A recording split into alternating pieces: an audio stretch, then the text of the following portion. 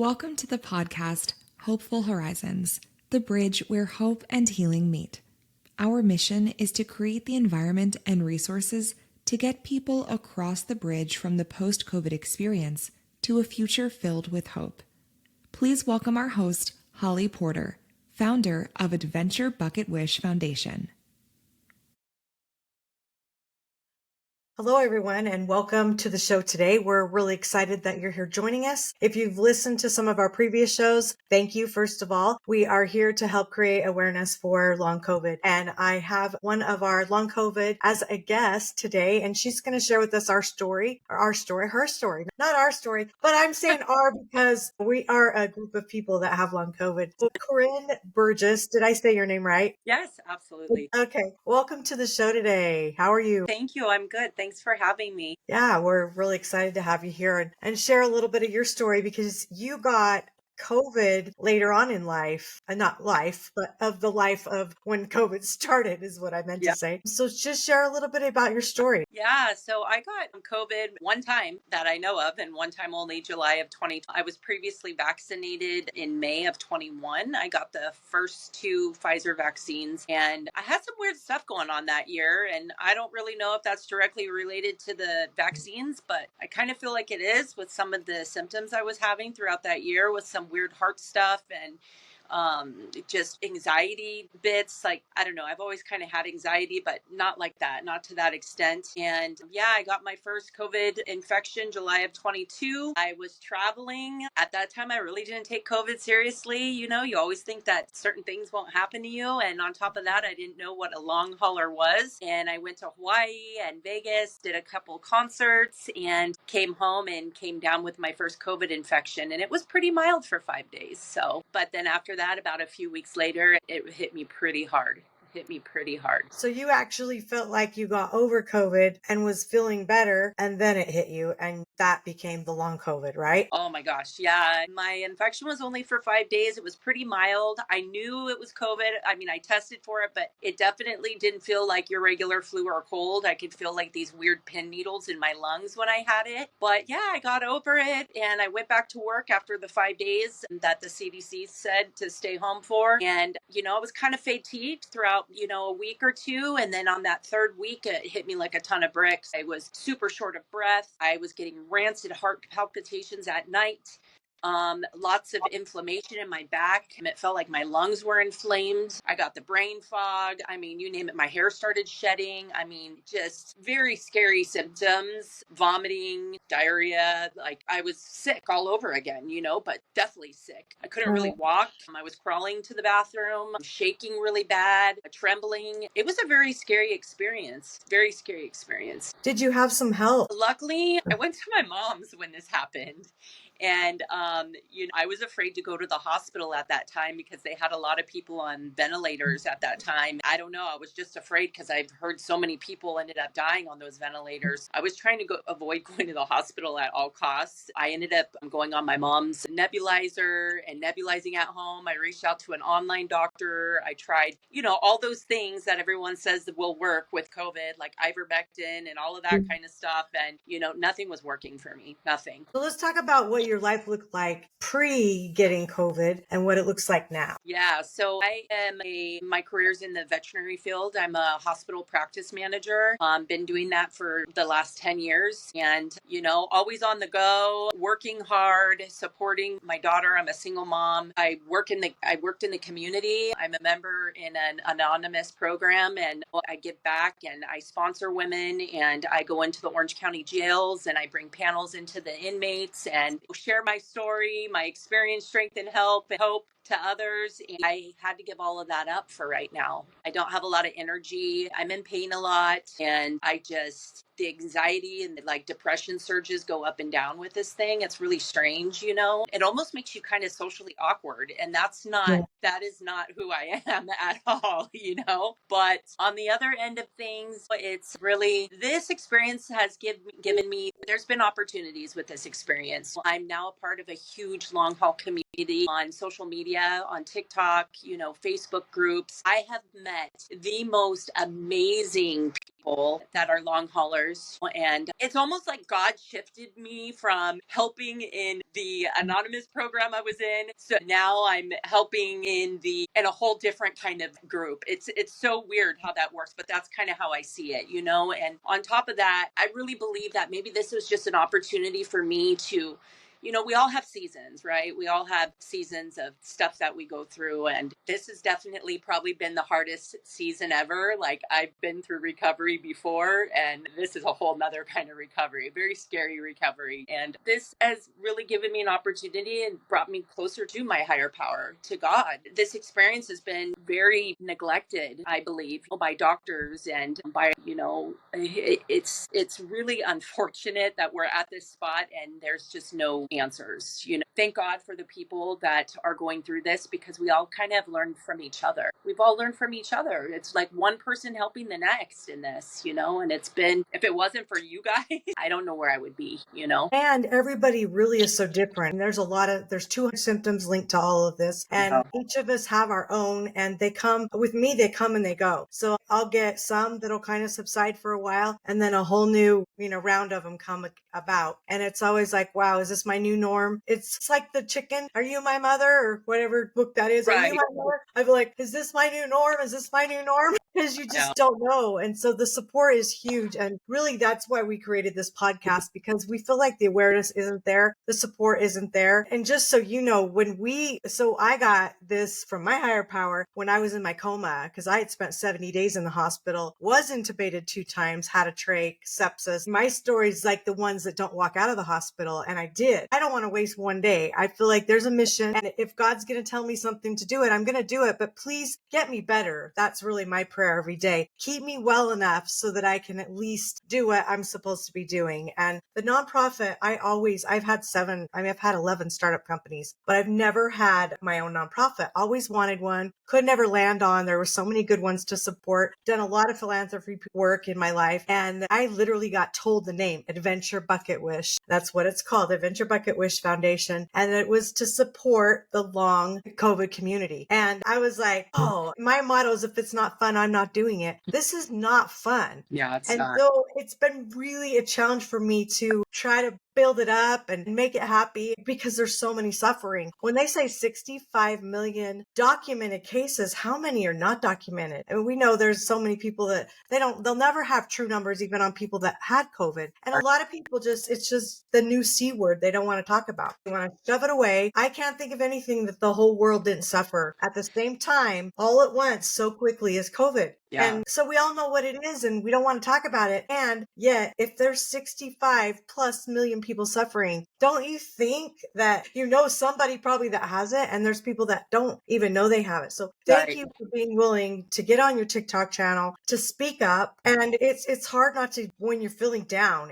That is tough, because people think you're just big whiners. And I mean, I have safe people I can talk to, but even to them, I don't want to sound like a big whiner. My pain's a level 7 today. I don't want to get out of bed. Anyway, so I know you understand that. And we also started a Facebook community that has got a very slow start. There's a page on there for the nonprofit for everybody. And there's also a group that's private for just people that have long COVID. And I'd love for you to come on there and come and help me, because we can't do it alone. That's like you were saying, it's just crazy. I have so many people like on my Facebook, and I see so many people in and out of the hospital and all this random stuff going on. And my first thought with a lot of these issues going on with, acquaintances and friends is, I wonder if it's because they've had COVID, and then they don't realize it's that they're not putting 2 and 2 together 3 months after you had COVID. Now you're in the hospital, you've got something going on with your heart, or there's a gut issue going on. We're perfectly healthy. I mean, I was perfectly healthy before I got one. I mean, running around just doing whatever I wanted. I could do cartwheels, and you know what I mean? I'm walking around like this because I'm afraid of my own body, because I don't know what's going to pop up. It's just crazy. It's crazy. It's bizarre. Very bizarre disease, for sure. Yeah. What would be what gets you in a better mental state? What could you say that is working for you that might help some of the listeners that are listening? Oh, wow. There's so many different things. I started with a Wim Hof breathing. I started with meditation. Every night I fall asleep with meditation, like God meditations. I mean, that's just how I fall asleep every night. I do cryotherapy treatments for inflammation. It's cold therapy. And then I do cold therapy too, dipping my face in ice, and I put ice in the bath before. I mean, I've done some crazy things. Hyperbaric oxygen. There's just so many different things. But honestly, I believe that being with a naturopath and then doing functional medicine, those two things have kind of gotten me at a further place. Not a cure all, I don't think, but I believe that there's definitely been progress with them because they're more entailed than our regular doctors. And it's just crazy to me because even my regular doctor told me at one point, Corinne, you know more about long COVID than I do. And And I'm like, don't you think that's a problem? He even asked to look at my functional doctor's blood work because he told me specifically, like, maybe I can learn something I don't know. And I'm like, what? that's being proactive that he's willing to learn, because my doctor, I Yeah. had one that pretty much fired me. He closed his practice now, big shocker, but he basically said, if you're going to go down that path, then I might not be the doctor for you. And I'm thinking, he starts looking up clinics for me to go to for long COVID. And I said, well, what are they going to do for me that you can't? I was just like, he was just my regular one that Right. I'd only go to if I needed an antibiotic or something that I couldn't heal myself, right? That's the only reason I wanted to be there. So it is frustrating, and we'll hear these stories over and over on this podcast of how it is, but I also hope we can attract some of the medical professionals that can come in along with the holistic professionals, come in and band together of how we can serve this community and not close the door to us, and be willing to listen and take that extra time, because we're not just making it up. They're just so broad. Those symptoms are all over the place with people. Everyone's so different that it's Yeah. hard to know how to help just one individual when everybody's different. In my own head, my belief, and I'm not a doctor, so don't quote me, but I just feel like what COVID does is it like stirs up maybe underlying conditions that we may kind of have that are like, okay, but not a big deal. And then it just lights a fire under it. I always kind of had a little bit of gut stuff. I don't have a gallbladder. I mean, nothing severe, nothing that ever ticked my mind to, oh my God, I have a stomach issue. I have severe stomach issues, which I'm trying to heal with functional. But I mean, that's my thought. It just kind of makes sense to me that it just lights this fire underneath maybe weak spots in our bodies, and then we just get a full-blown issue. So I don't Yeah. know. It's a bizarre thing, but I'm grateful I'm still here. There's no mistakes in God's world. He puts us through things, and there's a reason, there's a purpose, even though it's absolutely horrible to go through this. So, whatever door is open for me at this point, I know that's him, and that's Yes. him guiding me and showing me what I need to do. And he's always told me there's a bigger picture in this. There's a bigger picture in this. And I'm like, God, just heal me and I will do whatever you want me to do.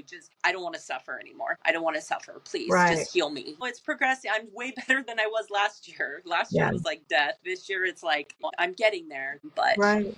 it's a very slow process with long COVID. It's a very slow process, what it It does. is. I have a couple guests that will be coming on the show that feel like they can honestly say they're one. I still think I'm only about 75 of where I was. There's a long way to go, but one of them was intubated as well. I don't think he ended up having a trach, but he was intubated just before me, and the same timing. And he rides bikes and does competitions and all kinds of things. And so I'm excited to have them on here because I think it's giving this community and the caretakers as well that hope. And honestly, speaking of hope, when I was going back and doing my pulmonary rehab and things, I tell the story all the time on here, seems like, but it's so true. It was so humbling for me when I asked, why isn't there more people in here doing pulmonary rehab? I live in a decent sized community. It's not huge, but I knew there was only me and one other guy that I actually knew, surprisingly, and that were doing this program. And she rolls her little stool back to me and looks me in the eyes. And she said, my question was, why isn't there more people doing pulmonary rehab? And she said, because they don't live to need it. And I just was my heart. I just thought, oh my gosh, we got to count our blessings because we did survive, right? Anyone that survived, mild case or not mild case, it took a lot of people. And those caretakers, either they're taking care of people still or they did and they lost them. And so many people couldn't say their goodbyes. And there's so much thing that we just need to give that hope. And so we want to spread that message. And I want to have people on here that have healed, because it's not all about the downers. Right. Otherwise we're going to be sad, and we all need that hope tell me a couple things that give you hope, that you feel like when you are up on and up and not having a flare or anything, like what do you feel like's giving you hope right now in your life? Honestly, what it really comes down to is trusting God. Mhm. That's where my hope is, because at the end of the day, like I feel like I was kind of just stripped of everything, Yeah. and that's what I have to do. That's where my hope lies, on top of the stories that we hear where people have healed. And unfortunately, I would love to see more of those people talking about them healing, and I know they're out there, but I don't see very many of them, or maybe they just don't want to share. I don't know, but yeah, I mean, hope is You're a moving on. very, very big. I don't blame them. I ain't either. Yeah, yeah. Who wants to look back at this? It's like, oh, end of chapter. See you. Bye. That's really where my hope lies. At the end of the day, that's all we have. There's just so many people out there. I've met the most wonderful people in this community, in the long haul community. Like, thank God Yeah. for this community. I don't know where I would be if I didn't find my people. We all My need our people. people, and we Yeah. need that support as well. And thank Yeah. heavens, a lot of us do have family, but there are people that are alone and didn't have that help. And there were a lot of people in the hospitalized that didn't get visitors. And thank heavens, I was able to have one every 24 hours, which saved my life, because I know if I wouldn't have had them there holding the medical staff accountable, that would have been my demise. And Yeah. I know they wanted, when I got out of the hospital, so many of the hospital staff said, go back to the ICU, let them see you, because they need hope. Because so many people, and that makes me sad, they Right. saw so much death that to know you were as bad as you were. One of the nurses I ran into at another time, she said, I left for a couple days, and when I came back, they had shipped you to another hospital in northern Utah, and I thought you died because you weren't doing well. And there were many days like that. And she goes, I was so sad, and I didn't even dare ask. And she goes, I was so happy when they said, no, she got her trach put in, and we shipped her off for next step. And so they were struggling, and they need hope, Yeah. because it is so new and people don't know how and what to do. And so I just am glad when people are willing to speak up, and they're at least raw and real. It is what it is. And what do you, when you're having a bad day, besides, your higher power that you talked about, when you're having a bad day, what will lift you? If you're just down in the dumps, do you have something that will lift you up? And I have my daughter. I'm a single mom when she's here, but most of the things that I talk to a lot of other long haulers, and I honestly, to what kind of lifts me up, it's to be able to help somebody else, to hear their story, and to be Yeah. grateful, and to be able to share with other people some of the things that have helped me. And because we all have to kind of find our own route with this thing, but Yeah. um it's really the relationships that I've built. I mean, all over the world, all over in the UK, Ireland. I mean, I've built so many relationships with so many individuals. Like,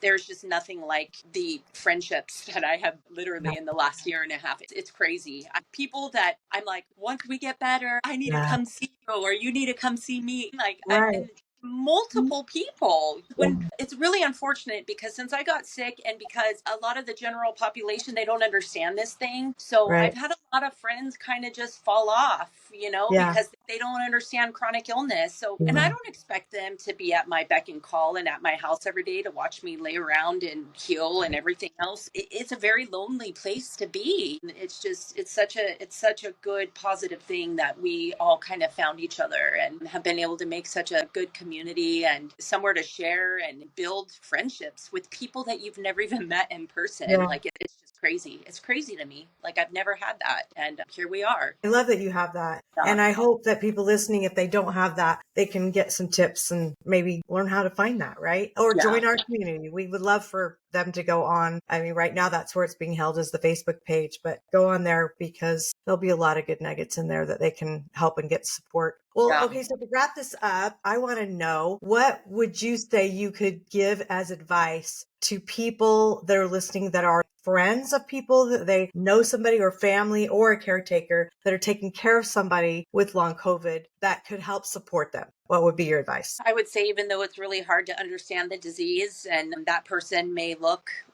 perfectly fine. Just to remember to have that compassion and that empathy for that person, because even though that you're not feeling what they feel, having long COVID is a very horrific feeling inside of the body, and probably one of the scariest things to feel inside the body. And to just, if you're taking care of someone or know somebody, just have that compassion and empathy. Try to be understanding.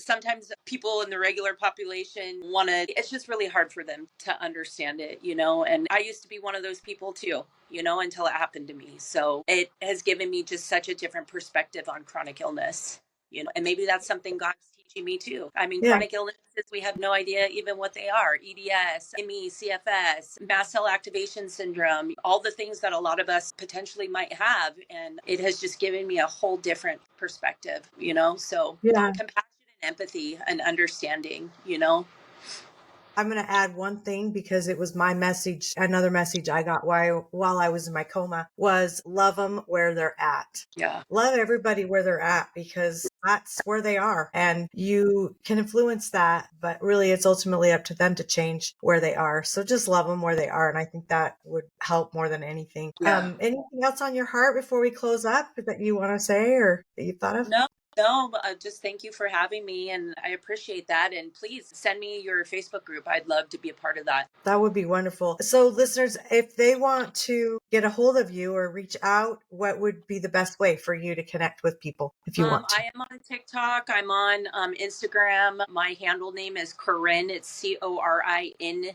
And then it's 3 E's, EEE. And so that's my handle on all my social media sites. Okay, that's great. Well, so which are you on? Facebook, Instagram, TikTok, all those? I'm on Facebook too, Corinne Burgess. And then, like I said, for TikTok and Instagram, it's Corinne with 3 E. Yeah. Wonderful. Okay, well, everybody, thanks for hanging out with us, and I hope you learn some things that you can help somebody with long COVID, and we can just keep the healing ball rolling, right? Right. Yeah. One person helping the next. That's for sure. Okay. Well, thanks, Corinne, for being here with us, and we'll see everybody on the next show. Thanks. Bye for now. Thank you. All righty. Our biggest dream and desire is to bring lasting impact to the lives of the millions experiencing long COVID effects and symptoms all across the world. Please join us. You can reach out to us at adventurebucketwish.org.